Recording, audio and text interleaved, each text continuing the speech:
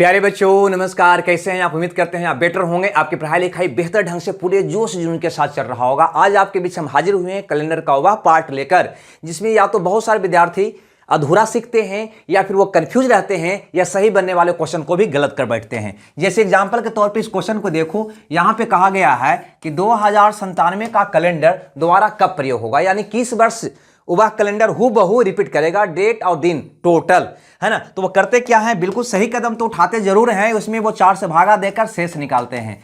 है भैया, शेष तो उनका एक आ जाता है। एक आते ही उनका दिमाग में घंटी बजती है कि भैया यह कैलेंडर तो 6 वर्ष बाद रिपीट होगा, और इसमें वो 6 क्या करते हैं, ऐड कर देते हैं। उत्तर आ जाता है 2103, जो उनका क्या हो जाता है, गलत हो जाता है। 2103 इसका उत्तर नहीं होगा, 2100 क्या होगा, 19 होगा।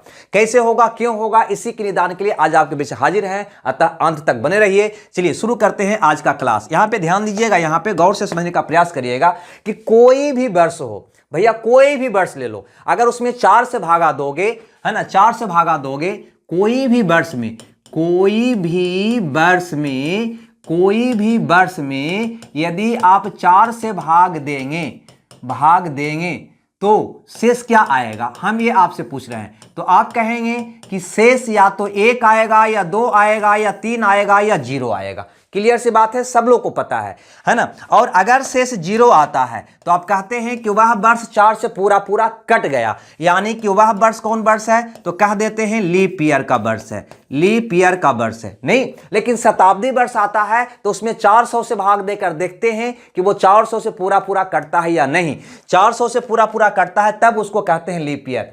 क्लियर है। शताब्दी के केस में, ऐसे जनरल केस में क्या करते हैं, 4 से भागा देकर देखते हैं, वो पूरा कट जाता है तो लीप ईयर कहलाता है। नहीं कटता है तो या तो 1 से बचता है या 2 बचता है या 3 बचता है। तो ध्यान रहे यहाँ पे, है ना, कि अगर शेष 2 या 3 बच रहा है, तो यह वर्ष आपका 11 वर्ष बाद रिपीट होता है। 11 वर्ष बाद पुनः रिपीट करेगा, पुनः हूबहू, है ना, सारा डेट सारा दिन समान होगा। 11 वर्ष बाद कब, जब शेष 2 या 3 बचेगा। लेकिन जब शेष 1 बचता है, ध्यान रहे, जब शेष 1 बचता है तो वह वर्ष या तो 6 वर्ष बाद रिपीट करेगा या फिर 12 वर्ष बाद रिपीट करेगा। 12 वर्ष बाद रिपीट करेगा। ठीक है, ये ऐसे अक्सर हाँ, ये 6 वर्ष बाद ही रिपीट करता है, लेकिन 12 वर्ष बाद भी रिपीट करता है। कब करता है, ये ध्यान देने वाली बात है, जिसको आगे एग्जाम्पल देकर हम समझा देंगे, है ना।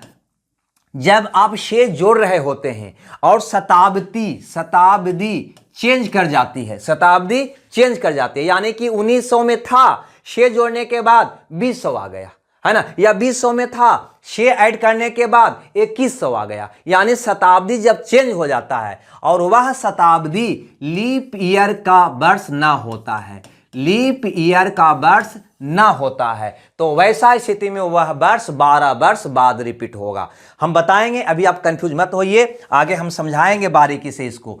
और जब 0 शेष आता है, यानी कि 4 से पूरा भाग लग जाता है, यानी लीप ईयर का जब वर्ष होता है, तो वह वर्ष या तो 28 वर्ष बाद रिपीट करेगा या फिर 40 वर्ष बाद रिपीट करेगा।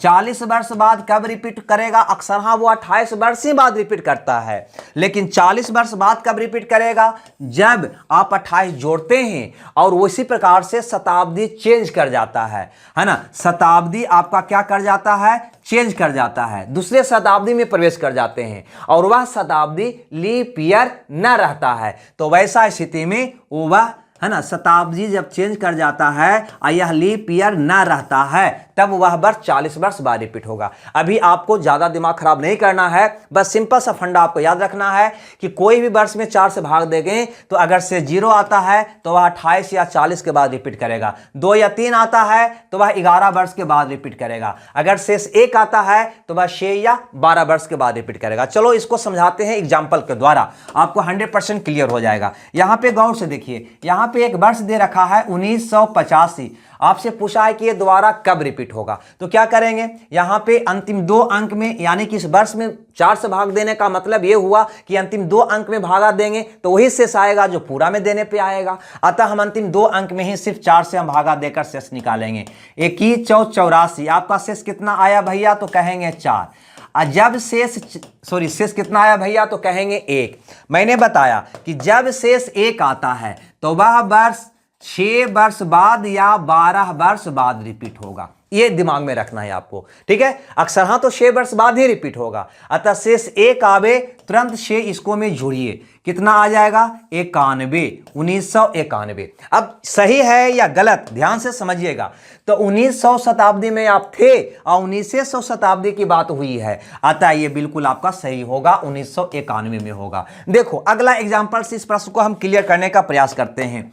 ये कहता है 2097 का वर्ष कब रिपीट होगा। तो यहां पे 97 में आप 4 से भागा देंगे, 4 दूना 8, 1 7, 4 चौ 16। यहां पर भी शेष आपका क्या आ गया, तो कहेंगे शेष 1 आ गया। जो ही शेष 1 आ गया तो आप क्या कहिएगा कि भैया यह वर्ष या तो 6 वर्ष बाद या 12 वर्ष बाद रिपीट होगा। एक शेष आवे तो 6 या 12 वर्ष बाद रिपीट होता है। तुरंत इसमें 6 ऐड करिए, पहले 6 ही ऐड आपको करना है, ठीक है। 6 ऐड करेंगे तो 713 के 3 बाकी 1, 10 के 0 बाकी है, कितना आ गया 2103। गौर से यहां पर देखो, पहले आप था 2000 शताब्दी में, लेकिन अब आ गए 2100 शताब्दी में। पहले 2000 शताब्दी में थे, अब आ गए 2100 शताब्दी में। यानी यहां पे शताब्दी क्या हुआ, शताब्दी क्या हुआ, तो शताब्दी बदल गया। जो ही शताब्दी बदल जाए तो सतर्क हो जाना, इसको चेक कर लेना क्या ये शताब्दी वर्ष लीप ईयर है, यानी यह जो 2100 शताब्दी वर्ष में आपने प्रवेश किया, क्या यह लीप ईयर है, क्या यह लीप ईयर है, तो कहिएगा नहीं, लीप ईयर नहीं है, क्योंकि इसमें 400 से भाग नहीं लग रहा है। शताब्दी वर्ष को चेक करने का तरीका लीप ईयर है या नहीं, तो 400 से भाग देते हैं। किससे भागा देते हैं भैया, 400 से भाग देकर चेक किया जाता है शताब्दी वर्ष को कि लीप ईयर है या नहीं। तो इसमें 400 से भाग नहीं लग रहा है, यानी कि ये लीप ईयर नहीं है, अतः ये मेरा आंसर क्या होगा, गलत होगा। तब सही उत्तर क्या होगा, तो यहां पे आपका था कितना 2097, यानी यह वर्ष 6 वर्ष बाद रिपीट नहीं होगा, 12 वर्ष बाद रिपीट होगा। 12 ऐड करके बता देना, है ना। 2109 में यह रिपीट होगा, यानी 2109, यानी बी ऑप्शन आपका सही होगा। पहला क्वेश्चन में भी एक शेष आया था, लेकिन यह 12 वर्ष नहीं 6 वर्ष बाद रिपीट हुआ। क्यों, क्योंकि वही शताब्दी में मैंने रहा। दूसरा क्वेश्चन में भी एक शेष आया, लेकिन 6 नहीं 12 वर्ष बाद रिपीट हुआ। क्यों, क्योंकि 6 जोड़ने के बाद शताब्दी चेंज कर गया, शताब्दी बदल गया, और वह शताब्दी आपका लीप ईयर नहीं था, इसलिए यह वर्ष जो है 12 वर्ष बाद रिपीट होगा। ये आपको ध्यान देना है। बढ़िए क्वेश्चन नंबर 3 की ओर। कहता है 1991 का कैलेंडर द्वारा कब प्रयोग होगा। 91 में आप 4 से भागा देंगे, 4 दूनी 8, 1 1, 4 दूनी 8, कितना शेष आया भैया 3। आपने को बताया कि अगर शेष 3 आए तो कोई झंझट नहीं है, शेष 2 या 3 बचता है। शेष 2 या 3 दोनों स्थिति में वह वर्ष 11 वर्ष बाद रिपीट होता है, यानी सीधा सीधी इसमें 11 जोड़ दीजिएगा। 9 1 10 के 0 बाकी है, कितना में रिपीट होगा 2002 में। इसमें कुछ भी आपको चेक करने की आवश्यकता नहीं है। आगे बढ़ते हैं, यहाँ पे क्वेश्चन नंबर 4 में कहता है 1971 का कैलेंडर कब रिपीट होगा। तो 71 में 4 से भागा दे देंगे, है ना। 17 4 68, शेष आ जाएगा भैया 3।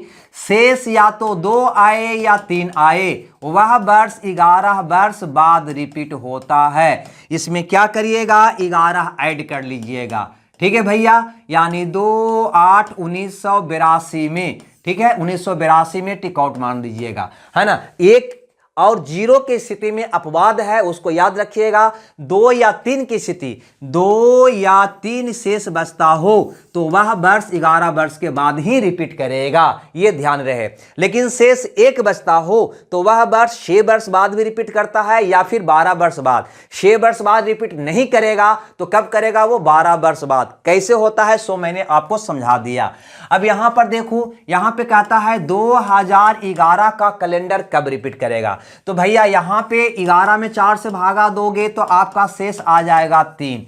जो ही शेष 2 या 3 बचेगा, जो ही शेष 2 या 3 बचेगा तो वह वर्ष 11 वर्ष बाद रिपीट करता है। नहीं, 2 या 3 की स्थिति में 11 वर्ष बाद। यहां पे 11 ऐड करिएगा, ये हो जाएगा 2022। आपका सही उत्तर होगा 2022।